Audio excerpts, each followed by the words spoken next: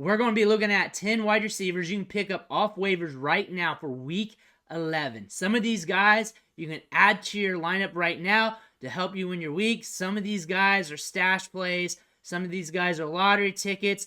But we're going to give you a little bit of everything to help you build your fantasy team for the rest of the season. But what you need to do right now is click that subscribe button. Tap it with your finger on your phone.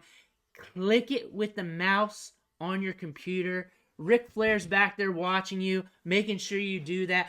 Plus, you don't want to miss out on the start of next season when this content starts rolling up, helping you build your fantasy teams. Let's start looking at these wide receivers. 10 wide receivers to look at off the waiver wire right now. First off, Romeo Douglas. Last 3 games, he's been getting the workload. 7.7 targets per game, a 23% target share. Our rule is, if there's a wide receiver on waivers who's seeing a 20% target share or higher, and he's sitting there, just pick him up. That means he's getting targets, he's getting enough workload in the offense, where in a prominent matchup, or if the targets go his way in a certain matchup, if variance goes his way, he could hit on you. He's a lottery ticket that has some boom for you. Romeo Douglas has that. He's not getting a ton of air yards. He's not a deep threat, but he is getting volume. That could allow him to be productive for you. Back-to-back double-digit weeks. Nothing on the high end, though, but still enough to get you by if that's what you need. If you need upside, you may want to look at something else. But again, 23.7% target share, getting opportunities, good enough to get you by if that's what you're looking at, because he's averaging 10.9 PPR points per game right now in his last 3 games. We got a Week 11 bye, though, ahead of us. Something to note if you need something right now for this week, but he is a wide receiver and getting a lot of targets right now. Noah Brown, going off these last 2 games. Over 50 fantasy points in these last 2 games, 20.1 in his last 3, 73% snap share. Wide receivers have been in and out of this offense. Nico Collins out last week, Robert Woods the week prior. But still, this is just allowing him to show off what he can do. 6.3 targets per game and an 18.8% target share in the last 3 games.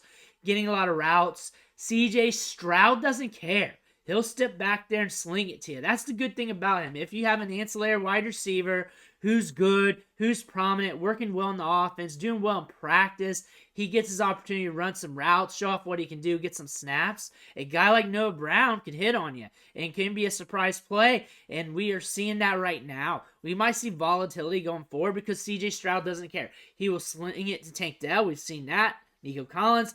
Robert Woods is due his. That's just how he plays. Schultz, anybody in this offense could get it. That's the thing about this. Noah Brown is getting it, and he might get it some more this season, but a guy you need to look at off waivers, a hot wide receiver prospect off the waiver wire for Week 11.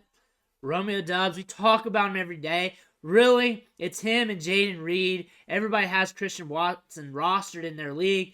Him and Reed, they're usually one of them are on the waiver wire, and it's the same story, different day, different week, different game with these guys. Really, it's a carousel of who's going to be the guy for that matchup, who's going to score the fantasy points, who's going to give you an okay number for the week, and who's going to bust. And those 3 wide receivers, between Watson, Dubs, and Reed, just take turns, and that's just how the offense is ran. If Dubs is out there, he can give you some upside. He can give you some production. Look at his last 3 games here. 11 points in Week 7, 11 points in Week 8, 6 in Week 9, 12 in Week 10. So he can be up and down with the production. Nothing grandiose, nothing huge, but he can get you by. He's a guy to look at. His target share is an okay margin here, 16.7%. 5.7 targets per game, getting an alright amount of workload, averaging 10.2 PPR points per game. So he's getting you by. He's keeping you afloat. Kahlil Shakur, seeing increased routes, increased snaps. Bills' offense can move the football, except for last night. It was a little bit crazy. But still, he's getting more opportunities, more workload, more targets, more snaps, more routes compared to earlier in the season. That could lead to some spike weeks down the line. Now we're looking at Quinton Johnson. The numbers aren't screaming, but every time we look at him, we see an increase in either the workload or a tiny bump in the production. Josh Palmer's on IR. Last 3 games, 78.9% snap share, 81.5% of the routes. He's running a lot of routes per game. 9 points per game. Looking at the last 3 games, Chicago scored 10 fantasy points. Against the Jets in Week 9, 3.6. That's a rough matchup, though. Week 10 against Detroit, 13.4. So he's getting opportunities. He's running routes. He's seeing a lot of snaps. He's getting some targets here. Targets per game last 3, 6, 3, and 4. In this offense, that could allow you to go nuclear in the right matchup, in the right circumstances. A lot of volume going in this offense to the wide receivers. They spam Keenan Allen heavily. They do that a lot from matchup to matchup. There will be matchups where Keenan Allen just gets spammed, and that's because the matchup's tight or whatever's going on with the defense they're playing against. Also, Eckler will get spammed a little bit in some matchups, but Quinton Johnson can be on the boundary, get you some deep balls, can get you some targets. Young wide receiver, first-round pick who has some upside. Volatile prospect. That's why it's taken him so long to show you something. That doesn't mean he's going to hit, but when we say a player's volatile, it could go either way. He can boom or he could be busty. That could be what we're seeing from Quinton Johnson. It could be an either-or scenario, but a great stash for the back end of the season. Michael Wilson. Let's just say Kyler Murray's back. We got to get a bigger sample, but he saw 16 targets and almost a 20% target share at 19.4%. Something you want to see through. You want to see what Michael Wilson's doing here with Kyler Murray. You want to see if Kyler Murray starts locking on to him. A guy you want to have as a lottery ticket on the back end of your roster for the rest of the season, because he could go off down the line, especially in more juicier matchups where Kyler Murray can throw the ball at will. Kyler Murray's going to add more juice to this offense. This offense is going to move a little bit better, and Wilson could see an impact due to that. Elijah Moore. Last 3 games, 4.7 targets per game, 15.6% target share. We're seeing the target share go down, but he saw over 20% of the targets in Week 10 against Baltimore, seeing 7 targets, catching 5 of those for 44 yards and a touchdown. He's getting enough volume where you can be intrigued. If you're hurting, if you're having trouble setting your lineup, if those bye weeks are getting you, if the injuries are getting you, you're getting a wide receiver who's running 33 routes per game, who's getting some targets, who's on a team that's volatile from week to week. Let's just say that. They're a sneaky team. They can sneak away with some wins. They can sneak away by running the ball a lot. They can be ugly in the passing game, but yet be beautiful at the same time. And that really hurts Elijah Moore in some aspects, but really can make him a volatile play like we saw last week. So a player, if you're hurting, if the waiver wire is very slim, if you're in a deeper league, if you need him, Elijah Moore is showing some progress. Rondale Moore. Again, Kyler Murray. 8 targets in this game, 25.8% target share. He gets the short targets. He could rack up a number of targets in a game. He could get 10 targets in a game. We saw that last year. We saw that earlier this year as well. Rondale Moore can rack up targets. He can get you yards after the catch. He's a super athlete with 4.3 speed and tremendous burst. He could do that. He's like a micro running back who's actually a wide receiver. We also saw that in Purdue back in the day. His problem is he's small and he's been injured a ton over the course of his career.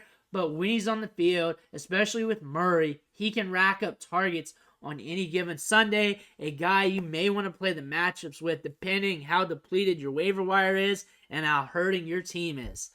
Tyler Boyd. In Week 10, 12 targets, 30.8% target share. Higgins is more than likely out on Thursday. Tyler Boyd is very volatile, and he is a volatile player. One, he shares the field with Jamar Chase and Higgins when he's healthy. And then either when Higgins and Chase is out, there's a chance that he could go nuclear. He averages about 13 fantasy points per game when Higgins is out. So there's some upside with that. But the sample is small, and we have seen games where it ran bad. But it is the waiver wire. It's Week 11. You think there's going to be a stud on the waiver wire that's guaranteed fantasy points? Do you think that's going to happen? Looking at Tyler Boyd, he's got like a 50-50 shot of getting you 12 to 13 to 14 or more fantasy points here, and he could bust on you. It could be Irwin getting the fantasy points like it was earlier in the season, but still, what do you think you're going to find off the waiver wire? Tyler Boyd's a good look off waivers this week. Nick Westbrook, sneaky play for deep league, 16-teamers, maybe even 14-teamers if you're hurting really bad. even 18-teamers, 22-teamers, whatever's in here watching these videos. I had to go deep with you. 84 air yards last week. Will Levis throws the deep ball immensely. That's all he cares about. He's throw god. And you got to look at where those air yards are going.